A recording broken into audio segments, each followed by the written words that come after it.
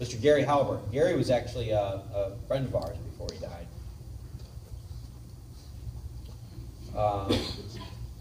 They called him the Prince of Print, the King of Copy. He was best known for the coat of arms letter. You probably have all seen this, and you might have had it in your house, many of you. The family crest, the family coat of arms with the family name on top. You guys know what I'm talking about? You guys remember having that? That was his company. He ultimately sold it to Ancestry.com. What was funny, he told us a story about what was really remarkable with the way he did this. It was long before the really savvy list segmentation existed. And so and variable printing, long before variable printing existed. So he would mail, when he would mail his pieces, he would mail batch by batch around the country by last name, like go through the phone book. Let's mail to all the Millers at once, all the Masons at once, instead of a mass mailing that involved thousands of last names. He would mail all at the same time to the same last name. Yeah, it was interesting. It's one of the widest mailed letters, or most mailed letters in history. And it's a very simple, one-page letter. 381 words. It's brilliant. And the beauty of it is that it could literally be sent to anyone in the phone book. That was the thing. What was his? He would say, "What list did I use? The phone book." So Gary is the one who taught us that everyone in the world divides his mail into two piles: the A pile and the B pile. The A pile is made up of bills, personal correspondence, catalogs. No, excuse me, not catalogs. Pardon me. And I'm saying this wrong. The A pile contains letters that appear to be personal. That's it. Greeting cards. The B pile has bills, catalogs, direct mail, junk.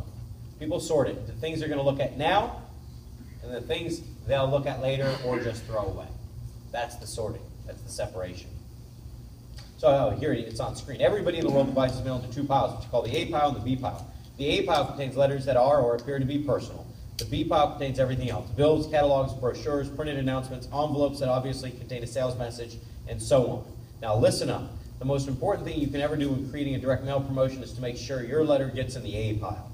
Here's why. Everybody always opens all of their A pile mail and only some of their B pile mail. Pretty simple but powerful concept, and he's right. This is where stuff like this comes from. Hand-addressed letters sent to people. This is where the hand addressing thing comes from, because you can usually spot direct mail from a mile away. When you get a letter that's hand addressed with a stamp on it, you're not quite sure what it is. It might be personal. Might have to open it. Got to open it to make sure, because you wouldn't want to throw away something that was important. I think it has, this concept, though, transcends the mailbox. Sure does. Let's talk about how it transpires to email. Oh, yeah. So, do you think people sort their email over the trash can? Theoretically, right? I absolutely do. Virtually? When I personally sort my email, I first go through and delete everything that I'm not going to read. And you can tell either from the sender, from the subject line, or if you can't tell from that, when the email opens up, you can glance at it and see that it's obviously promotional. And delete. And sometimes if you're, a lot of time, if you're in a rush, sometimes you'll look at the promotional material. Like he says, occasionally some of the B-pile mail will get read, but you can't be sure. So that B-pile mail, you might get that thing from Frontgate or whatever, and you say, I'm going to look at that later.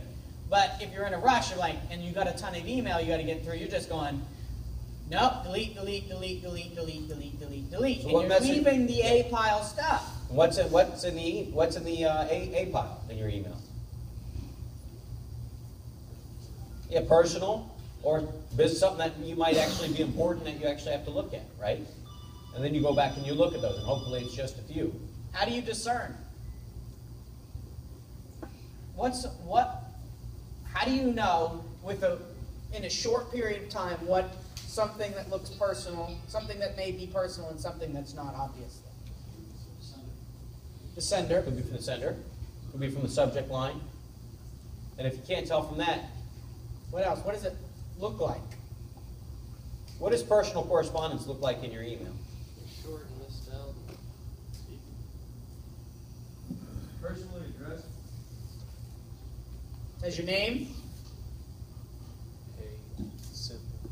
Simple. Well, when you get email from when you get personal correspondence in your email box, does it generally have a background image?